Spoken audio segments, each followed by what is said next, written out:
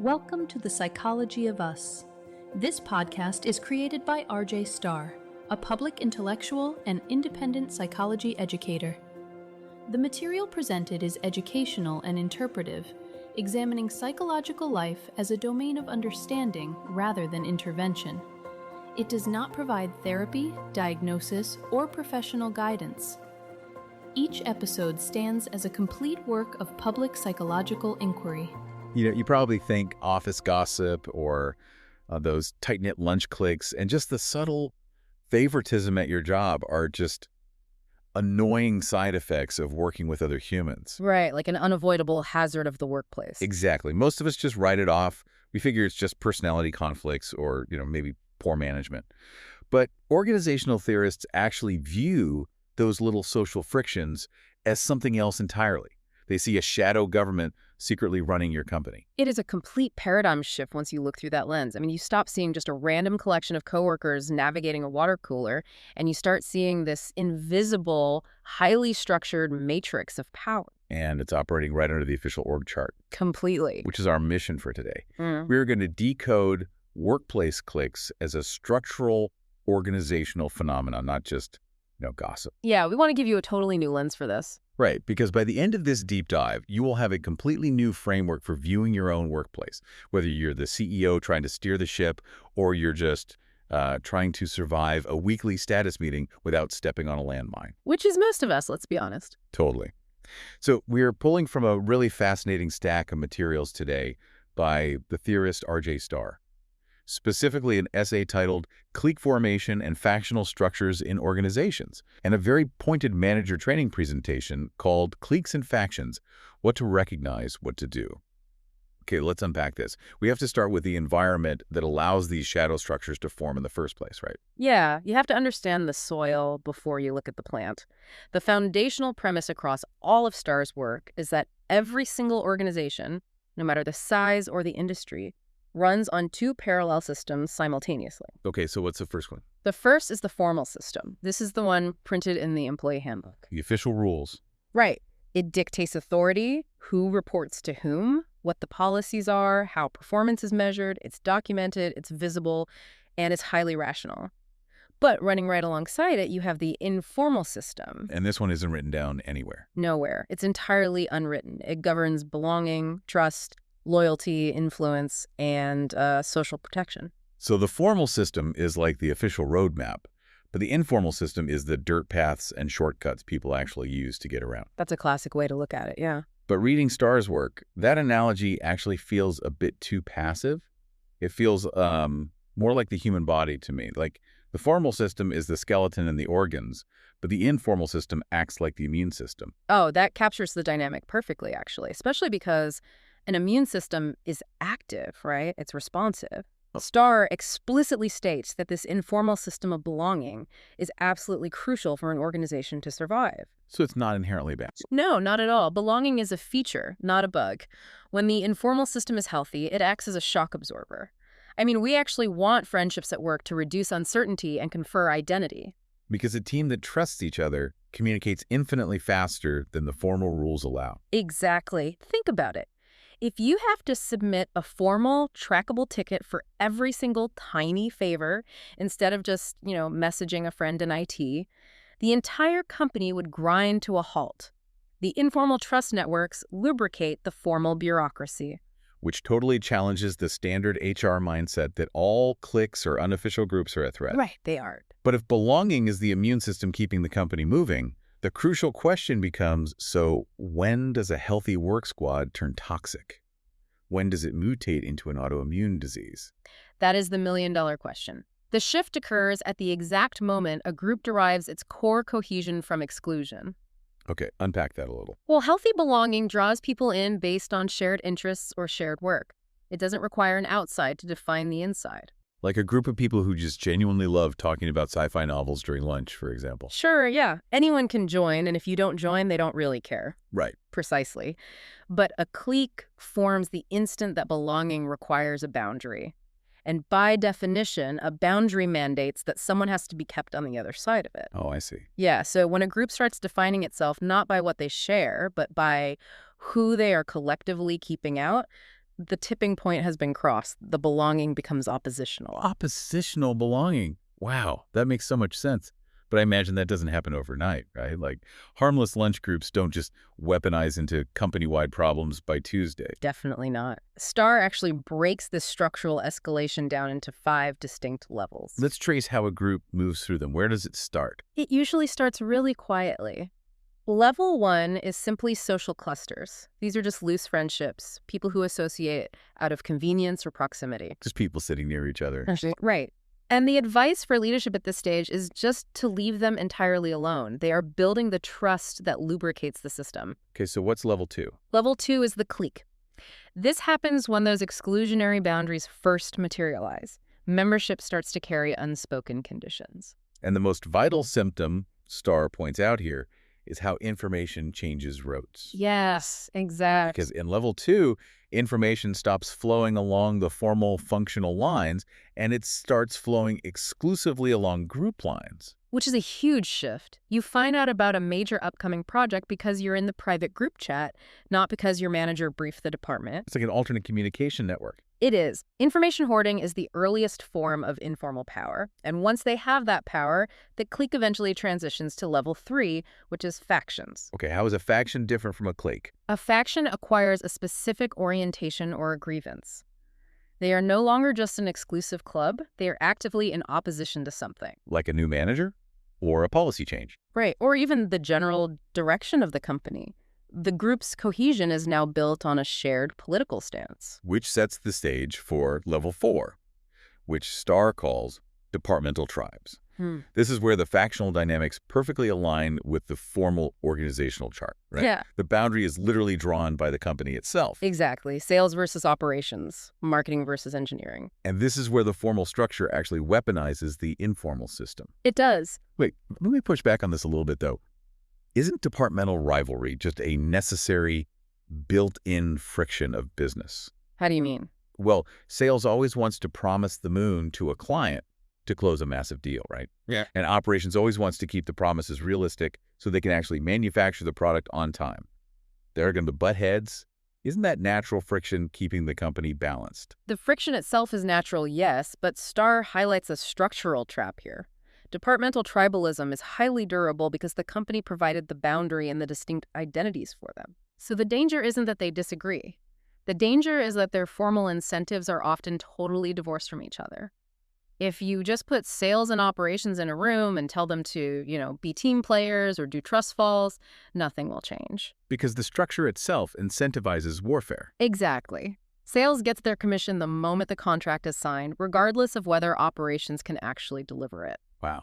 Yeah, that is the core issue. So the solution isn't behavioral. It has to be structural. You have to mandate cross-functional dependencies. Like tying the sales team's bonus to the successful delivery by operation. Yes. Suddenly they share accountability for the final outcome. The tribal boundary dissolves because their survival now depends on cooperation rather than opposition. If you don't fix the structure, you can't fix the tribe. That is a brilliant way to force alignment. Right. But what if leadership fails to do that? Then you hit the final stage, level 5 institutional evasion. This is company-wide sorting that completely ignores departmental lines. So it's like a civil war. Basically.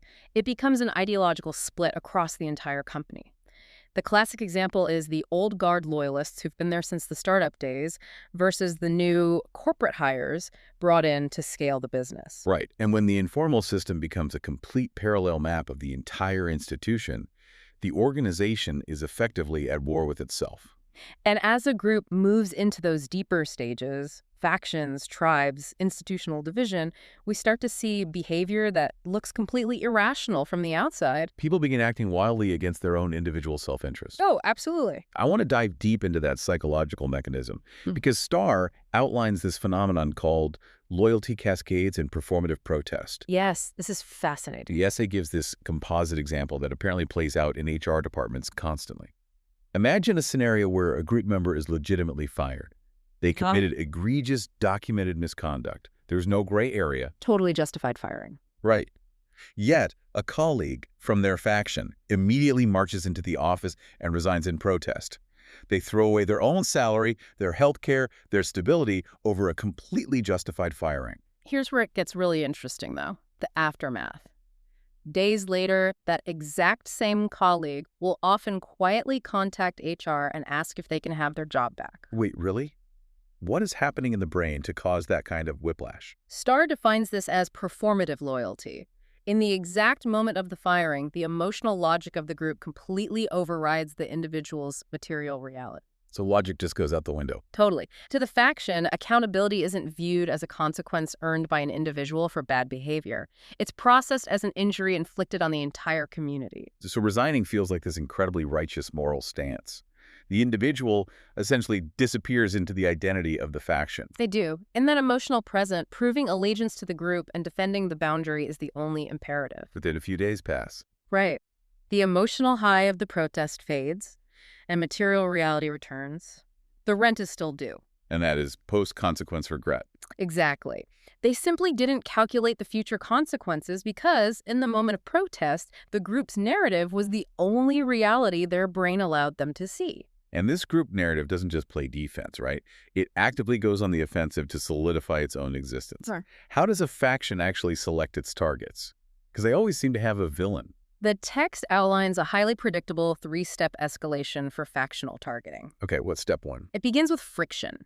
A manager enforces a standard policy. Let's say they require everyone to submit their expense reports by Friday at 5 p.m. A very normal management expectation. Sure. Step 2 is narrative work. The faction refuses to engage with the facts of the request. Instead, they reframe that standard enforcement as personal hostility. So they spin it. Yeah, they tell a story among themselves where the manager is micromanaging them because they feel threatened by the team's talent. Which leads to step 3, the creation of a symbolic enemy. And once a manager is designated as the symbolic enemy, their actual conduct moving forward becomes completely irrelevant. The group actually requires that person to remain a villain in order to stay cohesive. Every single action that manager takes, even if it's generous or totally reasonable, is instantly filtered through the narrative of hostility. This perfectly frames the most memorable detail from the training. Slides the anecdote about the shenanigans with the Crocs. Oh, yes, that is such a good example. The presentation references a manufacturing floor manager who enforced a basic OSHA safety rule. Employees cannot wear open-toed shoes or Crocs around heavy machinery. Which is a completely mundane safety requirement to prevent crushed toes. Right. But the faction takes that friction and applies narrative work. They spun it entirely. It wasn't about safety anymore. It was framed as a profound attack on their autonomy and comfort. The narrative became, management hates us, they want us to be miserable on our feet all day, they're out to get us. Exactly. The Crocs weren't the actual point. The point was that the group needed the manager to be attacking them so they could bond over the shared experience of being attacked. Which brings us to the manager's crucible.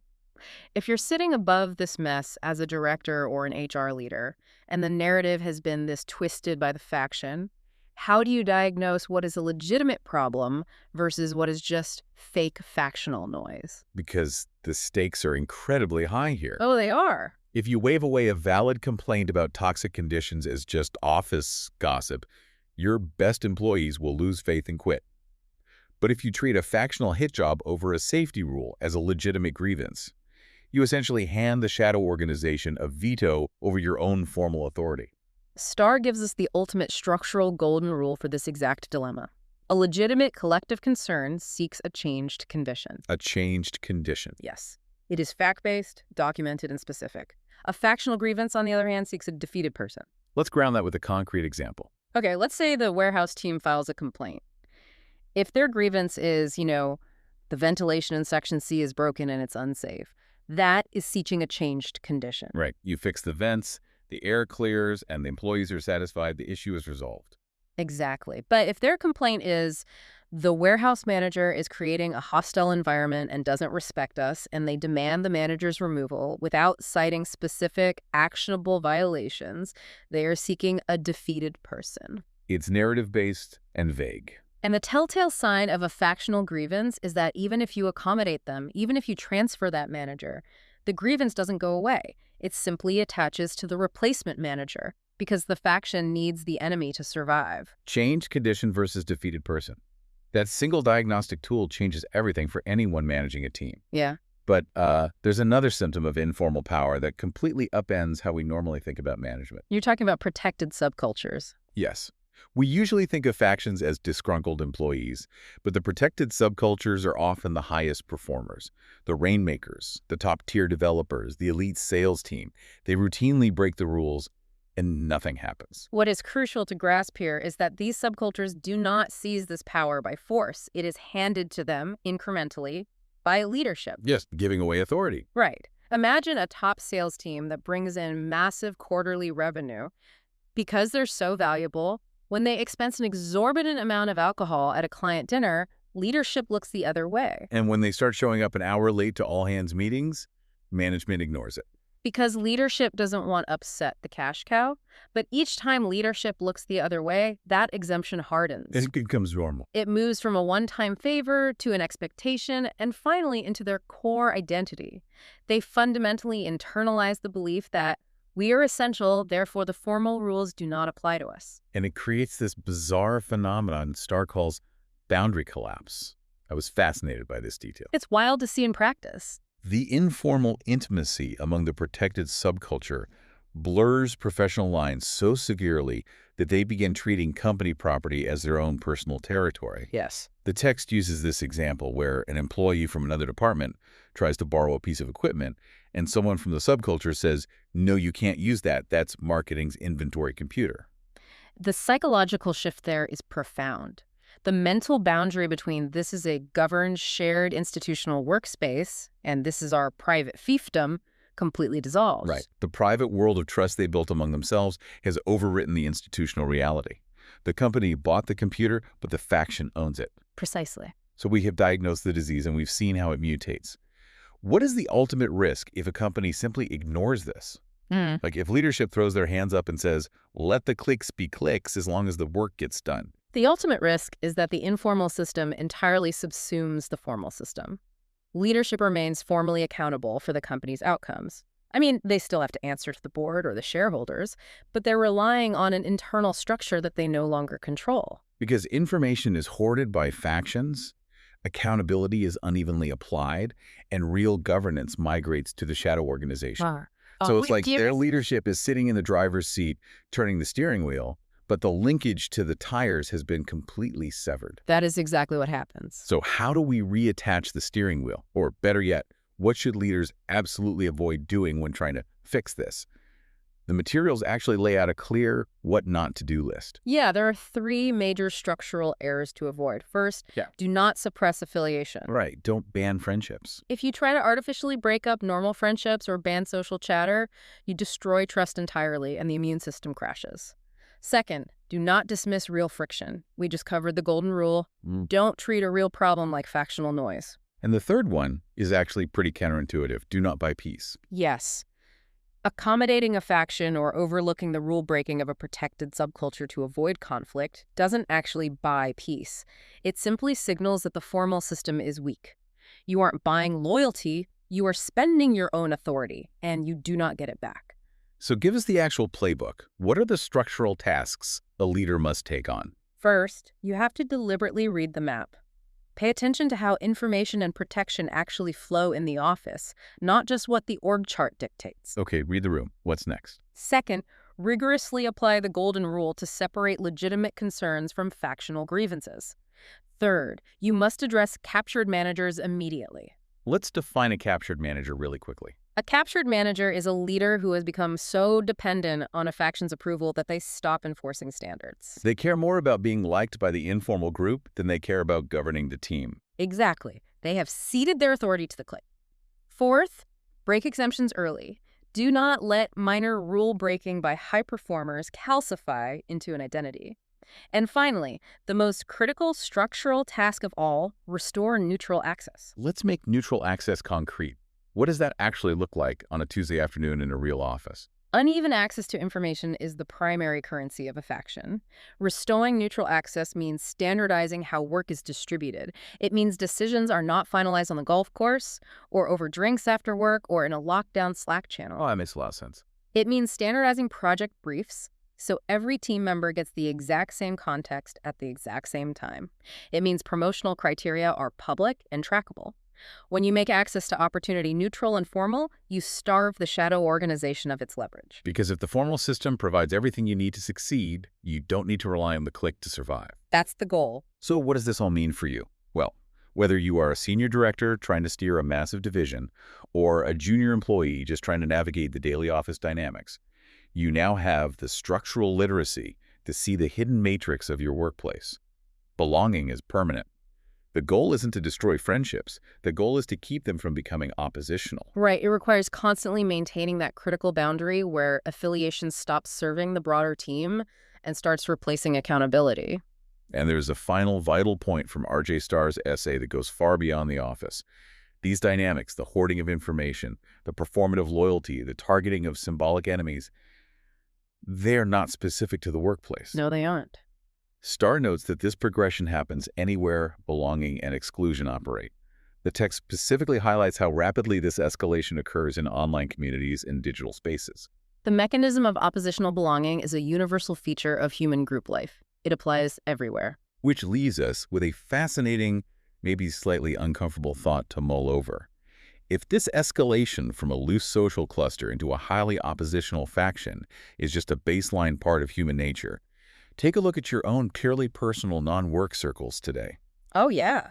How many of your casual friend groups, your neighborhood associations, or your favorite online communities are secretly operating as exclusionary factions right now, governing your loyalties and filtering your reality without you even realizing it? It really forces you to reevaluate the foundation of every group you belong to. It really does. Thank you for joining us on this deep dive into the hidden power structures running our workplaces and our lives. We will catch you next time. This has been The Psychology of Us. The work presented here is part of a public psychological archive by RJ Starr.